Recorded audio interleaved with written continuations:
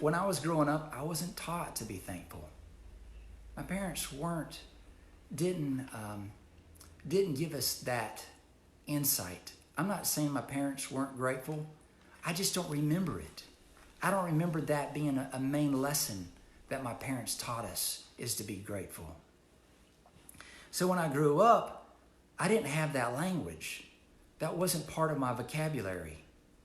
So when somebody did something for me, I don't remember if I would actually say thank you until God blessed me. Now, this is something I'm so grateful for, is that when I was a young man, I was working at a grocery store, and I had a couple that would come into my line every time, and this couple would prophesy to me.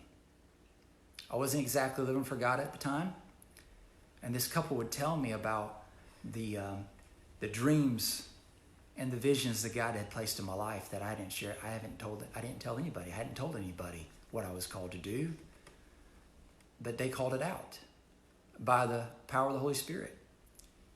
And I ended up going to their house and having dinner with them several times. And in the process of time, I gave my heart back to the Lord. I started walking closer to God again. But these people taught me. They noticed that I didn't have a grateful heart, a grateful spirit. And so they taught me how to say thank you. Just a very simple thing for a lot of people. They take it for granted that they know how to say thank you, but somebody else might not know how to say thank you. And they taught me, and I was willing to learn.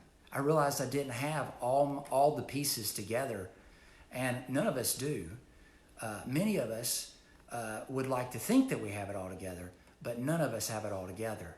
And some of the basic things in life, some of us walked around all of our lives thinking that we have it all together, or we at least tried to wear a mask that says that we have it all together.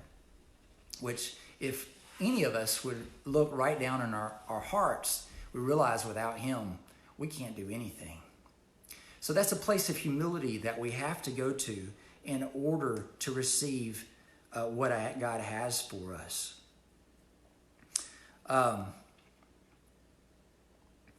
just want you to close your eyes wherever you are and just get an image. Get an image in your heart, in your mind, of something that you would really, really, really always felt that was you, felt this is something you wanted to do with your life, that you had this in your heart from ever since you were a child. Let God take you back to that place when you had something in your heart that was a uniquely you. And then, as you look at what that looks like, I want you to take your arms around yourself. Put your arms around yourself and embrace yourself. And as you see yourself doing the thing that you've always wanted to do, thank God for you. Just thank God for you. Thank God that He created you as unique as you are. Thank God that you're on this planet. Thank God that you matter. Thank God for the influence that you have of all the people that you influence in their lives, that you matter to them.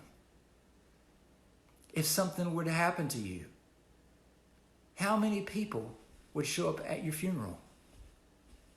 I know that's kind of a morbid thought, but how many people would? It would probably be the people that you had an influence with.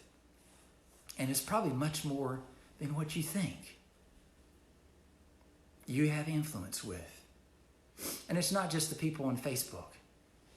It's a lot more people than just people on Facebook that you have influence with. People watching you that you don't even know are watching you. So we're grateful for who God created us to be. Be grateful for what He's made you to be. And without you, the world would not be the same.